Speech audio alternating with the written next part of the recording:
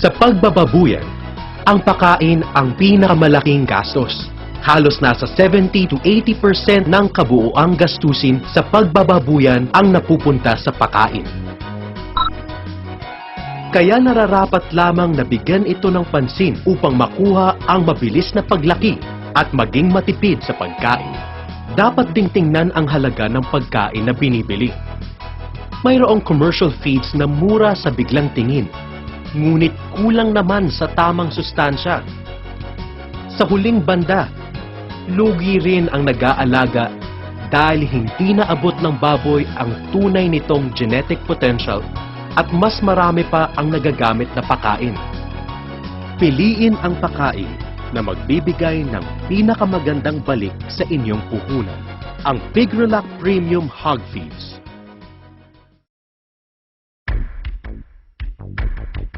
Sa sistema ng pagpapakain, ating ikumpara ang ad libitum at restricted feeding.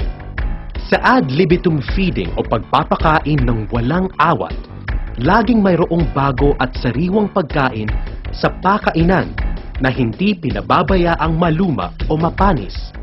Sa ganitong paraan ng pagpapakain, mas mabilis lumaki ang baboy at menos sa awayan sa pagkain. Ngunit ito ay mas maaksaya sa pagkain at mas kumakapal ang taba, lalo na kung hindi maganda ang lahi.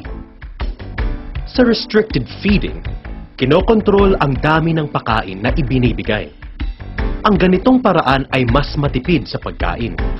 Maganda ang kalidad ng karne, mas kakaunti ang sakit ngunit mas mabagal lumaki.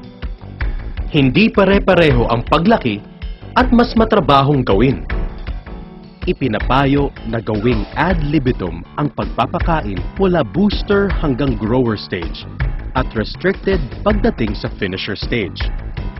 Ito ay upang makuha ang tunay na growth potential hanggang 50 to 60 kilograms na timbang. Pagdating ng 50 to 60 kilograms, restricted feeding na ang ginagawa upang maiwasan ang pagkapal ng taba at mapaganda ang kalidad ng karne. Ngayon, atin namang ikumpara ang basang pagkain at tuyong pagkain. Ang pagpapakain ng basa o tuyong pagkain ay nagdudulot ng kabutihan at kasamaan sa alagang baboy. Ang baboy na nasanay na sa pagkain na basa ay ayaw nang kumain ng tuyong pagkain, kahit na ito ay sabayan pa ng tubig inumin. Ang basang pagkain ay inirerekomenda sa mga may kakaunting bilang ng alagain. Maganda itong paraan ng pagpapakain sa starter, grower at finisher stage. Maaari rin itong gamitin sa mga nagpapasusong inahin upang ganahan ang mga itong kumain at makapaglabas ng mas maraming gatas. Ito rin ang angkop na paraan sa mga lugar na malakas ang hangin kung saan ang butil ng mga tuyong pagkain ay madaling liparin. Ang tubig na dapat ihalo sa bawat 1 kilong pagkain ay 2 hanggang 3 litro. Hindi dadami pa sa 3 bahagi sa bawat bahagi ng pagkain. Sa ganitong pamamaraan, higit na maganang kumain at mabilis lumaki ang baboy. Nangangailangan nga lamang ito ng mahigpit na superbisyon upang maiwasan ang pagkapanis ng pagkain.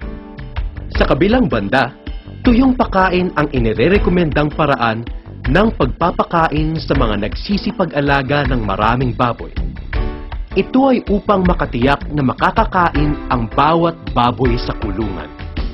Ang rekomendasyong ito ay ibinatay sa obserbasyon na mas matagal ang oras na gugugulin kung tuyong pagkain ang ibibigay kumpara sa basa.